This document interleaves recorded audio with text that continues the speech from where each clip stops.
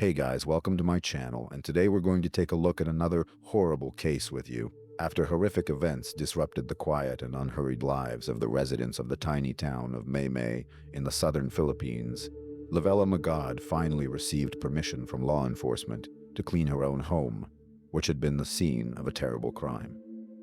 As she wiped down the surfaces, she reflected on the fact that not long ago, these rooms were filled with prosperity, stability, laughter, and warmth. And then, someone ruthless had cruelly and inhumanely taken the lives of her two children, after which the shadow of tragedy had consumed all familiar life. It wasn't easy for Lavelle to touch the pieces of furniture that still held the memories of her children, but cleaning distracted her from the heavy emotions, creating a temporary sense of control at least over the order of the house. And she found in this control a temporary refuge from the emotional pain, because she also has an adopted daughter, Janice, who miraculously managed to survive the terrible massacre and for whom she must remain strong. In recent days, the grieving mother could only cry, scream, curl up in a ball, and for long hours went deep into herself, although she realized how hard it must be for Janice, who was the only witness to the crime. Reaching her foster daughter's room, Lavella concentrated especially on cleaning. Suddenly, she found an ID card that definitely shouldn't have been in the girl's room. The ID belonged to a 17-year-old boy named Merlin. Lavella immediately went to the police station to report the find. The ID probably belongs to one of the 3 burglars that Janice had previously reported, she said. The police officers listened carefully to the woman, and the ID did indeed go a long way toward bringing the crime closer to being solved. However, they were not at all surprised, as by this point they were pretty sure who, how, and why killed Gwen and Louis McGod on December 10, 2021. On September 22, 2013, long before the events at the McGod's home, a 9-year-old girl, unable to bear the lack of parental love, care, poverty, beatings, and physical hunger, stood on the dock and stared hopelessly into the water. A lonely, quiet child caught the attention of a woman passing by. When asked what she was doing here alone and if she needed help, the girl looked up and quietly replied, "My name is Janice Sabil. I have no parents, and for some reason I don't remember anything." The woman decided that the child had suffered some kind of shock that caused her memory loss. Perhaps something terrible had happened to her. The woman took the girl to the nearest police station, where she was assured that the child would be taken care of. Janice was placed in temporary custody, and they tried to find her parents. Time passed. The search yielded nothing. The girl did not remember anything about her life. No one ever reported the child missing, and after a while the girl was officially recognized as an orphan, transferred to the permanent care of the Department of Social Welfare and Development, which in general did not sadden the child at all. For the first time, she had plenty of food, clothes, and a lot of friendly attention from adults. As it turned out, Janice did not lose her memory, but the defense mechanisms of the child's consciousness, having experienced so many traumatic events, pushed away the memories of family and home. Being an orphan meant staying in a new and better life. That's what she did. Even then, Janice had her first, not yet fully realized, experience of how to behave so that others would want to help you. Unfortunately, the events of 2013 were not a one-time ticket to a new life, but a mechanism for getting what she wanted. Cruz and Lavelle McGod were known to others as a well-meaning married couple. Cruz worked as a teacher at the local high school, while his wife ran an elementary school. The couple raised 2 wonderful children. Incredibly intelligent, 18-year-old beauty Gwen participated in all extracurricular activities and was a member of the Girl Scouts. The girl dreamed of a career as a doctor, and even, wanting to test herself, enrolled in her last year of high school in a preparatory medical school. 16-year-old Louis became the soul of any company in which he came. He easily made friends, was open, played guitar, sang, and painted. At all, this young man showed extreme responsibility, liked to help everyone, and planned to achieve success in law. Parents were proud of their children, helped them in everything, and supported their plans and desires. The family led a measured life, attended church, and did charity work. At one of the charity events in the church, Gwen and met Janice. where she came as a nanny to look after the children. The girls became instant friends and became best friends overnight. Almost the same age, they were fun and funky. They often posted dance videos on TikTok and came up with interesting ways to spend their time. Luis enjoyed participating in their activities. It didn't take long for all three of them to become best friends. At one point, her brother and sister wondered why Janice was working instead of attending school, and Janice told them that she was an orphan. Her parents died of illness when she was very young, so she has had to rely solely on government assistance since she was a child. In order to be able to buy something for herself, she has to work part-time instead of studying. The girl complained that the couple who gave her a job pays very little, and the money received is enough only for food, and she has to work almost around the clock. Later, Janice repeatedly shared her fears about the future with her new friends. Since she is about to turn 18, she is about to lose some social benefits, intended only for minors, and perhaps she will not even have anything to pay for housing. Education and a good career are all but forgotten. Kind-hearted Gwen, heartened by her friend's plight, decided to lend her a helping hand and went to her parents. She told them about the difficult, tragic life of a new acquaintance and asked them to adopt Janice so that she had a roof over her head and conditions for studying. She assured the parents that everyone would benefit. Janice would be able to get an education, help share the housework, and help Louis with his homework. The McGods were skeptical at first. They worked as teachers, their income was low, they could hardly afford another child, and besides, there was no extra room in their house for Janice. Louis even volunteered to sleep on the living room couch and gave up his room. The parents couldn't stand their daughter and son's repeated requests and agreed. In July 2021, the McGods officially adopted Janice. They enrolled her in school, and she even took their last name. Janice turned out to be a smart and very polite girl. She accepted all the rules in the house. Cruz and Lavella wanted their children to grow up to be responsible and disciplined people who would know the value of work and money, and so they introduced them to the household. Janice was given exactly the same amount of housework as her sister and brother. The girl gladly performed her share of the duties and always showed respect for her foster parents. To show her gratitude to the family, she would sometimes get up early and cook breakfast for everyone. The couple realized that they had not just helped the girl, as Gwen had asked them to do, but had indeed unexpectedly gained a second daughter, albeit a very old one. At one point, Janice even called them Mom and Dad. On December 10th, 2021, at 2:58 in the afternoon, Cruz, who was checking his middle school homework, received a phone call from a neighbor who hurriedly told him, "Go home soon, but don't panic before time." Janice left a strange post on Facebook. "Your house appears to have been burglarized." Cruz immediately put work on hold, called his wife, who was also at work at that moment, and rushed home. On the way, he tried to call his children, but they didn't answer. The worried father drove home at top speed, more worried about the safety of his children than the money in the house. At about 3:15 in the afternoon, Cruz pulled up to the house. The door to the house appeared to be locked, so he went to the back door, walked around the house, and entered through a second entrance. Everywhere was a mess. Cruz went from room to room and called the kids by name. When he reached the living room, he saw something no parent should ever see. Luis and Gwen were lying on the floor covered in blood. Luis lay in the living room with his hands tied behind his back, a towel stuffed in his mouth, and scars all over his body. He found his eldest daughter, Gwen, not far from the bedroom door, her entire body covered in cuts and blood. They were most definitely dead. With a noise in his head, on absorbent cotton legs, Cruz suddenly realized that there had to be a third person in the house. He started screaming as hard as he could, "Janice! Janice!"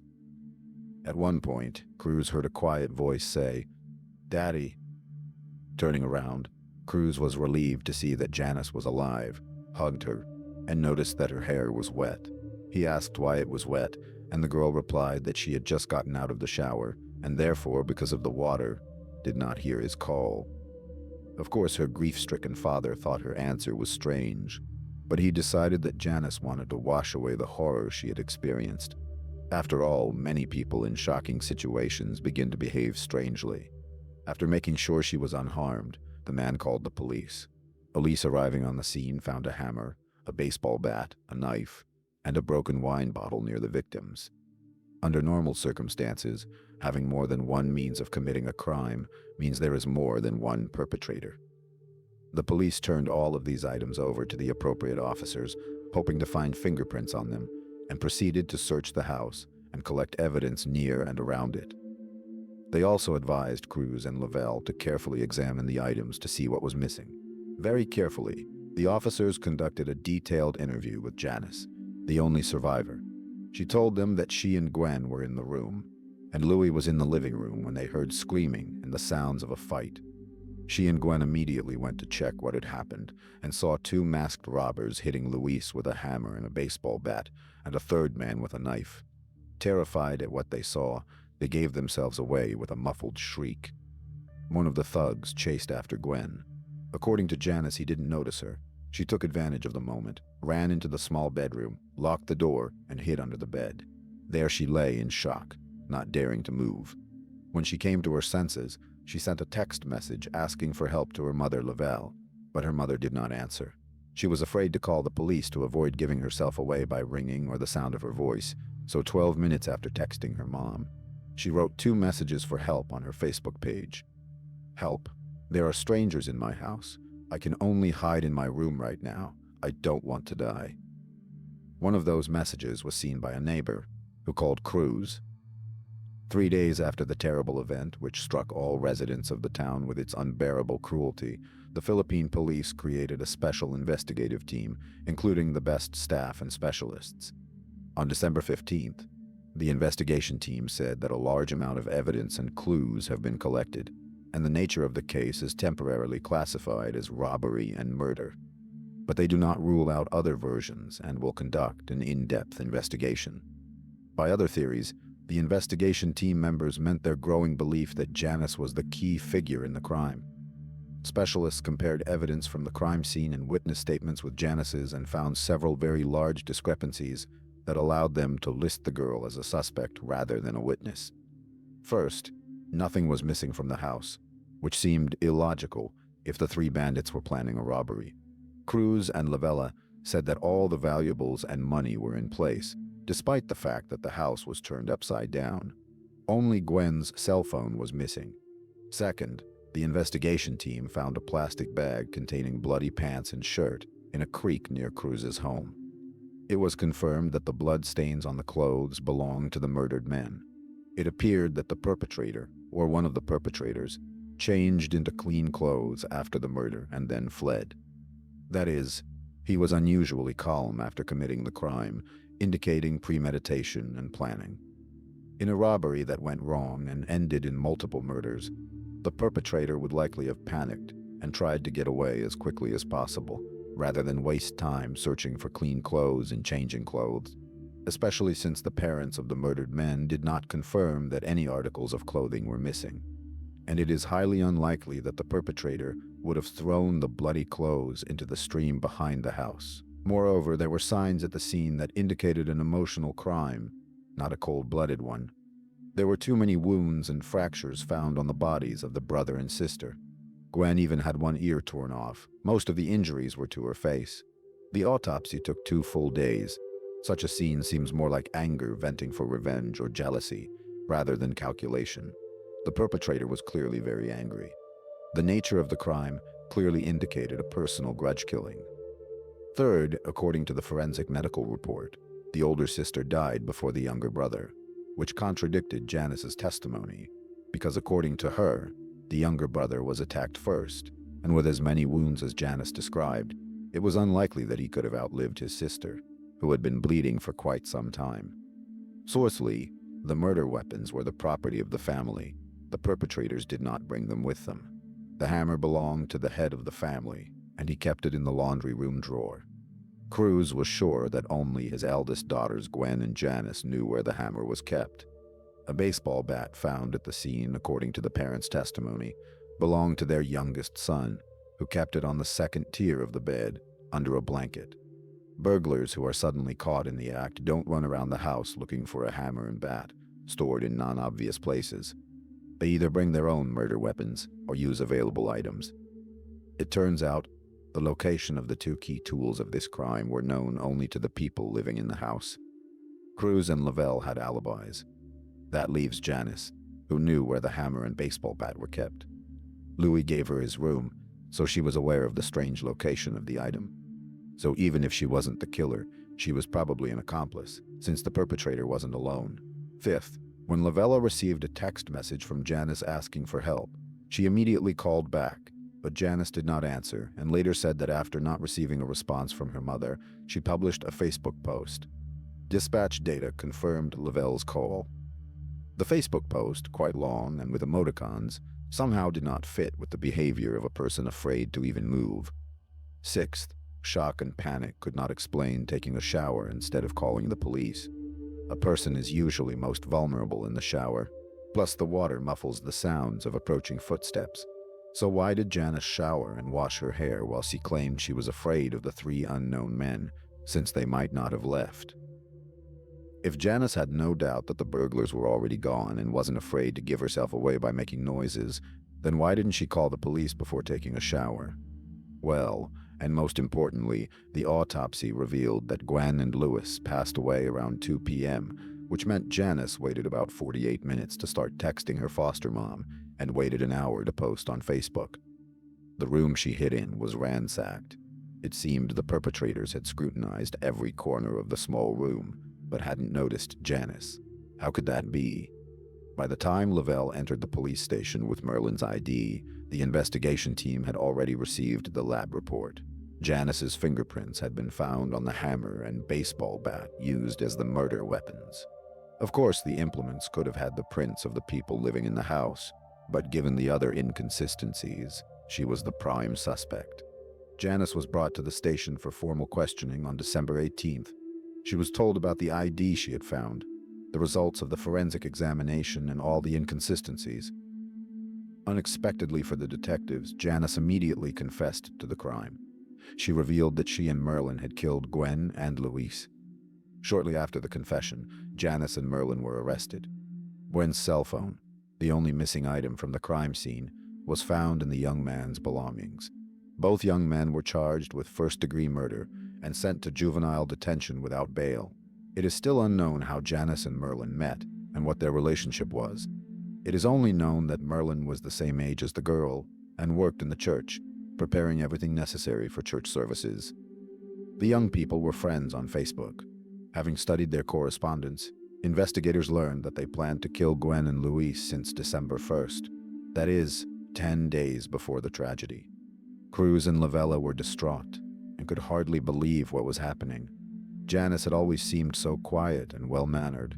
They kindly took her in and treated her like their own daughter, and their children loved the girl like a sister. Why? Why did she do such a thing? Why? Janice attributed it to envy of Gwen. A well-to-do family, loving parents. She resented why she never got what Gwen got effortlessly. In her opinion, the adoption was nothing more than cheap sympathy and a way for family members to validate themselves at the expense of her difficult life. I felt like a stray dog that had been picked up. If the McGods had known how Janice really felt, they would have tried to help her understand, but they didn't. Janice skillfully hid everything behind niceness, and she didn't make breakfast out of gratitude, but felt obliged to do so. Janice was very angry about all the housework the McGods made her do, believing them to be hypocrites and treating her like a servant rather than a daughter. As soon as the news of Janice's confession became known, there was an uproar in the town. All the residents could not believe that a 17-year-old orphan girl had committed such a brutal crime. People began to compare her to the heroine of the movie Orphan, because of which the number of adoptions had already dropped once. As the uproar continued to grow, the investigative team looked into Janice's past and found her mother and 2 younger brothers. Turns out, Janice wasn't an orphan.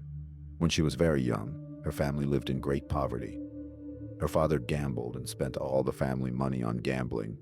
The family was almost constantly starving. In 2013, the girl ran away from home. Standing on that pier, she accepted the help of a concerned woman out of desperation. Having received food, care, and warmth, almost for the first time in her life, she realized that the best solution would be never to remember her parents and brothers again. Her family wasn't looking for her. The lack of an extra mouth only made their lives easier, and there was no money for searching. Perhaps her mother secretly hoped that her daughter was in better circumstances. Since then, Janice realized that pretending to be an orphan is profitable. So you can get sympathy, food, and clothes, instead of hunger and beatings, and she can hardly be blamed for that conclusion. Since discovering the truth about the difficult childhood, the motive has become clearer. No one could have imagined the extent to which a traumatized and possibly mentally unstable child would be adopted by the McGod family. In telling Gwen about her difficult life and the imminent lack of payments and housing, Janice had absolutely counted on an invitation to stay at her friend's house. She was used to playing on sympathy, was ready to pay for cleaning and looking after Louis, but the girl hardly expected that the McGod family would go so far as to adopt. It opened up numerous childhood traumas. All her time in the McGod family had been spent observing the normal lives of other children, longing for such a life, feeling her own inferiority, abandonment, and carefully constructed psychological defense mechanisms. She was used to surviving and knew well how to do it. And suddenly, she had it all. Everything she'd ever dreamed of. Having never seen enough care and love from her relatives, she didn't know how to accept such care and didn't understand how one could feel well-being. In her new family, it became difficult for her to accept kindness as something natural. She was constantly looking for a catch. She experienced the usual fear for the future, but did not find it reflected in reality. The care and love her adopted daughter received was filtered through her own experiences and emotional wounds. Instead of reassurance, Janice felt tension. She didn't know how to be a daughter, but she knew how to be a hired worker. With the allotted amount of tasks, she explained to herself what was happening. What this house really wanted was a free worker, not a daughter. Everyone was just playing noble and reveling in their charity. Tension began to turn into hatred and a desire for revenge for being treated like a picked-up stray dog. The better the family treated Janice, the more resentment grew in her heart of hearts. She felt like a stranger and was jealous of Lavelle and Gwen. The more love Lavella showed her daughters, the more jealousy Janice felt. Unable to deal with such emotions, love and care turned into a source of fear and hatred. She experienced rage and frustration, feeling even more inferior and misunderstood. This distorted perception became a breeding ground for a desire for revenge against those who she felt had simply taken advantage of her trust. Numerous studies of child psychology emphasize the importance of psychological support for children who have experienced difficult periods and emotional trauma, especially in the adoption process. But unfortunately, no one guessed about Janice's past and the emotional traumas she had experienced. The desire to help the orphaned girl turned into a nightmare for the McGod family, ruthless and irreparable. Gwen and Louise were buried in a private cemetery on December 20th, 2021. More than 1,000 people attended the funeral and all expressed their grief. Janice and Merlin were tried separately, but the young men received identical sentences, 32 years in prison without the possibility of parole. When they get out of prison, they will be in their 50s and still have a whole life ahead of them that Gwen, Louise, Cruz, and Lavelle will now not have. A horrific crime has shattered the McGod family forever. Their act of kindness has been rewarded in the most horrific way imaginable. After surviving the horror, it's very difficult to remain kind and strong, but Cruz and Lavella succeeded. In August 2022, the couple opened a restaurant in honor of their fallen children that serves their favorite dishes. The couple are undergoing psychotherapy and plan to use their business to keep the memory of Gwen and Louise alive. Thanks for watching, guys. Subscribe to the channel, and also don't forget to there are many shocking stories ahead.